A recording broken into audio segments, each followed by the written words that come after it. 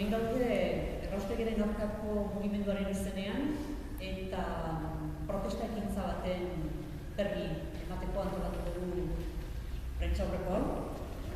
Protesta ekintza hori abenduaren 27an izango da, asteartean, eguerdiko 12etan Gipuzkoako izan, Foru Aldundiaren aurrean. Eta protesta horren arrazoia da erraustegiaren eraikuntza lanak eta kudeaketa lanak 35 urterako zerbitzu hori esku pribatuetan utziko dutela 27an Foru Aldundian nagusi diren bi alderdiak, PNVk eta PSOEk, lizitatuko dutelako obra hori eta kudeaketa hori 27an. Protesta hau antolatzen dugu, beste hainbat antolatu dugu, baita ere, ondo demostratu dugulako erraustegia kaltegarria dela, osasunarentzat, oso kaltegarria. Hortan, medikuak lan asko ditute eta saiatu dira gizarteratzen ze kaltea dakarzion erraustegi batek osasunari. Protesta asko egin dugu baita ere, uste dugulako eta badakigulako eta demostratu dugulako ez dela beharrezkoa erraustegia gure hontakinak kudeatzeko Gipuzkoan. Balio urte mordoxka bat usurbilek abiatuta, ondoren Hernani, Antzuola, Zaldibi eta beste hainbat herri bilketa txukun bat egiten hasi zirela, gaikako bilketa on bat, eta pertsonako eta urteko momentu honetan 50 eta 60 kilo besterik ez gara sortzen ari bilketa ondo egiten ari garen herrietan. Horrek esan nahi du, errefusorik kudeatzeko ez dela beharrezkoa.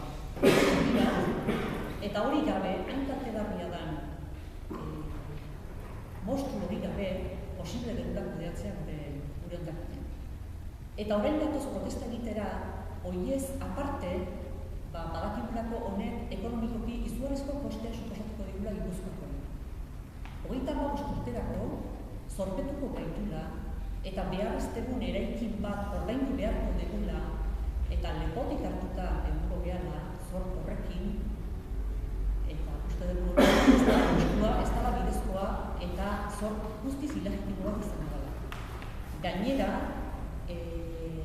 zor hori ordaintzeko udalek lehentasunezko gastutzat hartu behar dute. Esan era, beste edozein zerbitzu, beste edozein gasturen aurretik ipini beharko dutela diru kopuru hori.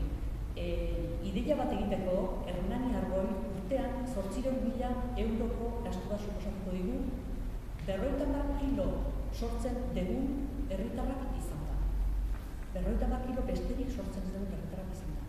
Badirelako herriak 300 kilo sortzen direnak, ez dutelako bilketa txukun bat egiten. Beraz, 27an, elkartu nahi dugu Foru Aldundiaren aurrean eta dei egiten diogu Gipuzkoa guztiei, bai agintari eta aurkezkari politikoei eta baita herritarrei ere, erraustegi kriminal hau eta lapurreta izugarrizko hau onartu ez dezaten. Hortara etorri gaur, hori adieraztera zuen aurrean eta konbidatzea herritarrak parte hartu dezaten protesta ekintza